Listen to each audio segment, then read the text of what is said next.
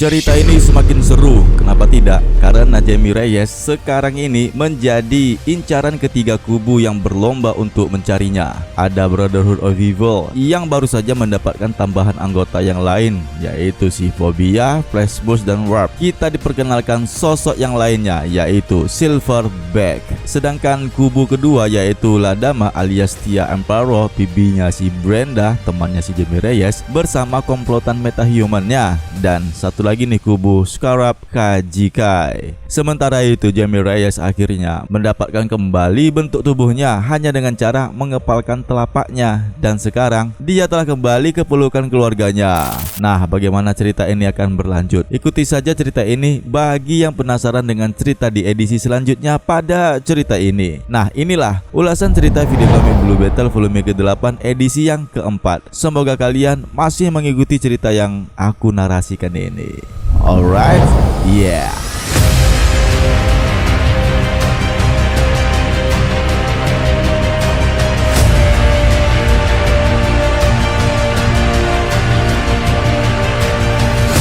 Seperti biasalah ya kan, mari dukung channel DC Indonesia ini dengan menekan tombol subscribe-nya, dan terima kasih bagi yang sudah, kalian luar biasa. Kali ini kita berada di komik Blue Beetle volume ke-8 edisi keempat dengan judul Guerrilla Warfare. Dirilis pada tanggal 21 Desember tahun 2011, berjumlah sebanyak 20 halaman, ditulis oleh Tony Bedard dan digambar oleh Eiji Guerra. Oke, langsung saja kita masuk ke ceritanya. Let's go.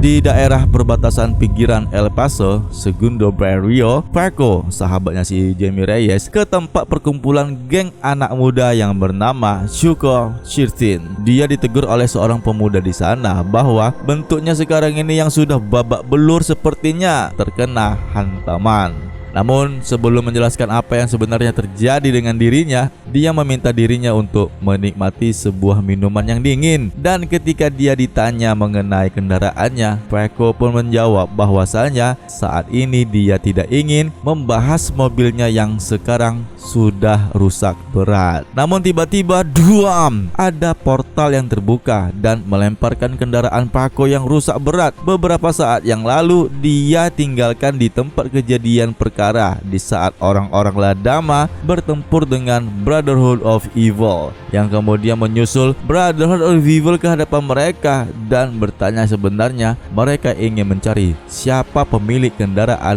mobil itu. Perhatian semuanya Circle 13 Gang, kami hanya ingin mencari tahu siapa pemilik kendaraan ini, ujar si Silverback yang sekarang ini sepertinya dia adalah pemimpin dari Metahuman Brotherhood of Evil. Namun orang-orang geng Circle 13 tidak membiarkan mereka untuk menyerahkan Paco. Malahan dengan beraninya si pemimpin geng anak muda ini mengarahkan senjata mereka itu ke hadapan Brotherhood of Evil, berkomentar bahwa orang-orang yang baru datang ini baru saja merusak pesta mereka. Sementara Paco diam-diam dia melarikan diri, dan atas tanggapan yang tidak kooperatif, Silverback memberikan perintah kepada kumpulan geng preman itu untuk membantai mereka.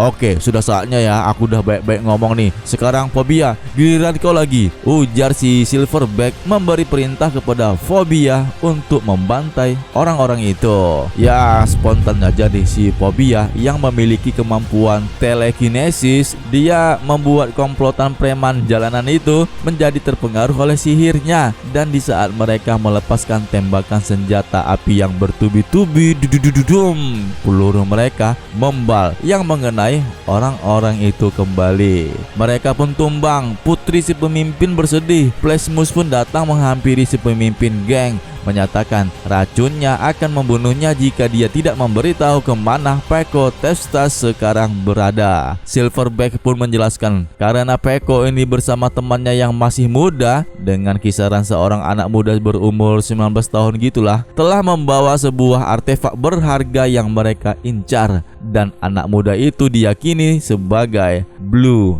Beetle. Sekali lagi, Silverback mengancam Shuko 13 untuk memberitahu kemana seorang pemuda dari geng mereka yang bernama Peko Testas itu. Terlihat ketua geng ini semakin menderita.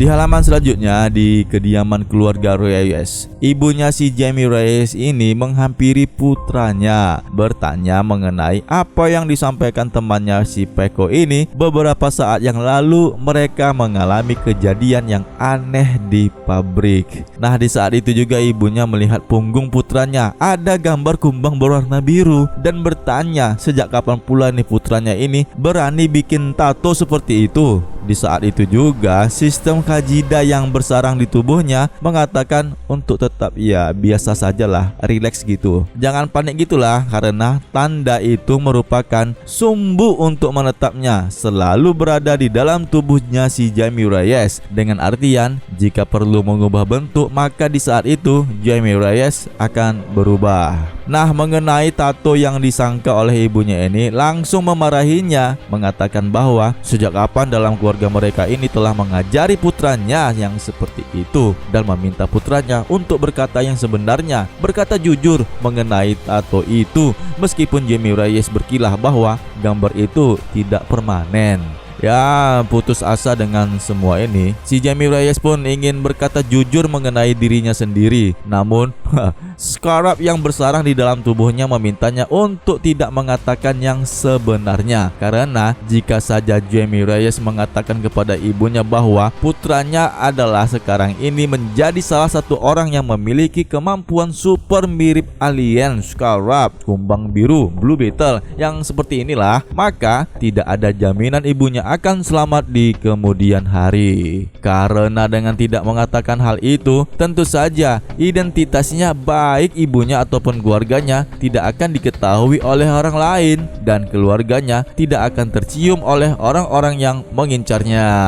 Akhirnya Jamie Reyes pun tidak jadilah untuk mengatakan yang sebenarnya ini kepada ibunya. Meskipun jika dia sampaikan juga apa yang terjadi dengan dirinya ini, ibunya tetap tidak akan mempercayainya. Tiba-tiba ayahnya pun masuk ke kamar Jamie Reyes dan langsung bertanya dengan nada yang memarahinya mengenai tato kumbang biru yang ada di punggungnya. "James, apa-apaan yang ada di belakang punggungmu itu?"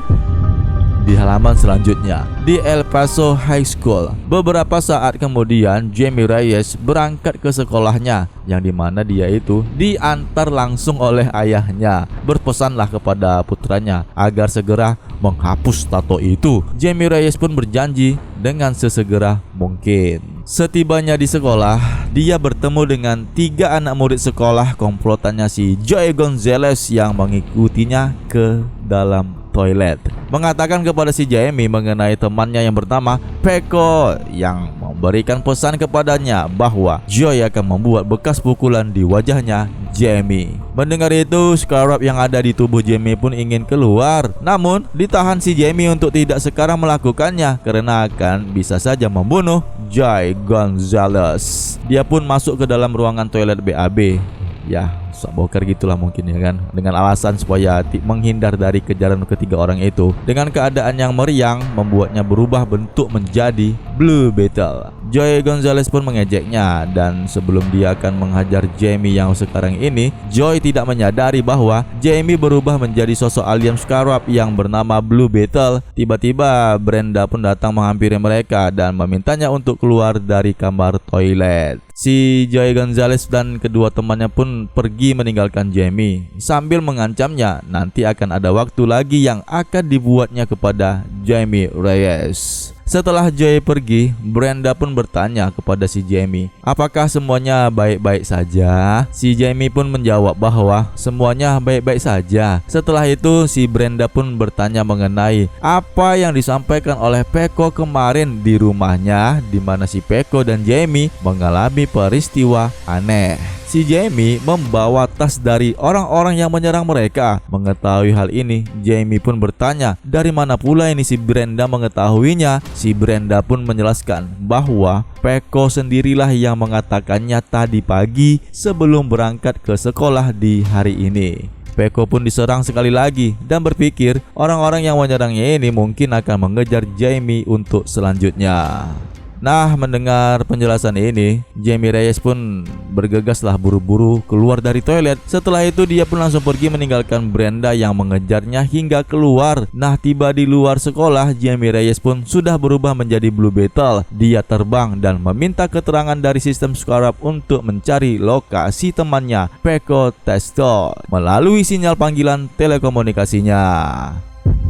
Kemudian kita pun berpindah ke Brotherhood of Evil yang masih mengancam orang-orangnya si Shulko 13, ya geng-geng jalanan temannya si Paco. Setelah memeriksa setiap ruangan tempat geng itu, ternyata mereka tidak menemukan orang mereka cari, yaitu siapa? Peko Testas. Si Silverback pun kemudian dia menjelaskan bahwa dia telah memasang sebuah alat detektor gerakan di bawah tempat tidur di tempat orang-orang geng itu, dan mereka akan kembali ketika alat detektor itu telah diaktifkan. Namun sebelum mereka pergi, tiba-tiba Blue Beetle dengan menyerang mereka sambil melepaskan senjata lasernya. Fobia pun mengatakan bahwa nah itulah orang yang kemarin telah menyerang mereka. Silverback pun dengan semangat untuk segera membantai si Blue Beetle.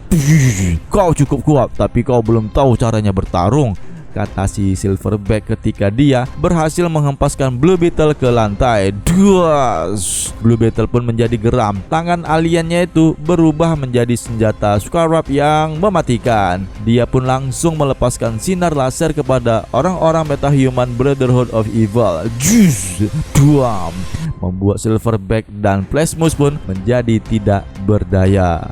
The Rock pun kemudian meyakinkan Fobia bahwa mereka tidak akan menang melawan Blue Beetle itu, menyarankan agar mereka lebih baik kabur saja. Kita lebih baik pergi saja, Fobia. Kayaknya dia lebih kuat daripada kita semua, ujar The Rock kepada Fobia sambil ketakutan begitulah. Namun si Fobia ini menjelaskan jika mereka melarikan diri, tentu saja Silverback akan membunuh mereka.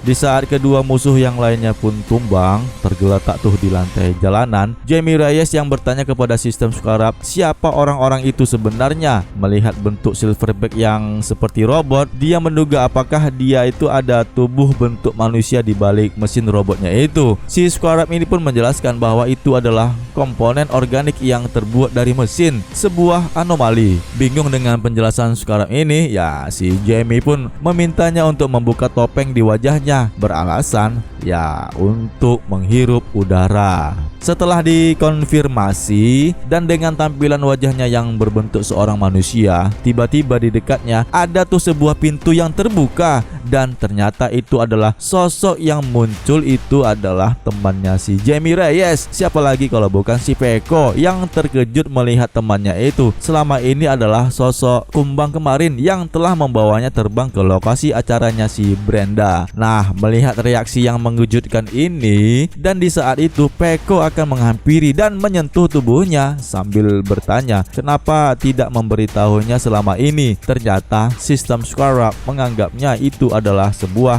ancaman, yang dimana dengan keadaan yang tiba-tiba dan di luar dugaan, tangannya si Jamie Reyes ini yang masih berbentuk Scarab Blue Beetle berubah menjadi benda tajam yang runcing yang langsung menusuk perut sahabatnya, Peko. Peko pun sekarang dalam keadaan yang di luar dugaan. Dia tertusuk oleh Jamie Reyes yang tidak sengaja, dan itu bukan yang dia inginkan. Dan selanjutnya cerita akan berlanjut di edisi selanjutnya. Langsung saja bagi teman-teman yang semakin penasaran dengan cerita komik Blue Beetle volume ke-6 di era New 52 ini, silakan langsung saja singgah ke isu masalah yang selanjutnya, edisi yang kelima. Linknya tuh sudah aku tautkan di dalam deskripsi. Tulis komentar teman-teman mengenai cerita video komik ini, bagikan jika berkenan. Sekali lagi, terima kasih yang sudah subscribe, kalian luar biasa. Jaga kesehatan teman-teman semua, tetap selalu berpikiran positif, dan salam DC Indonesia, karena kita pecinta DC dari Indonesia. See you next time and bye.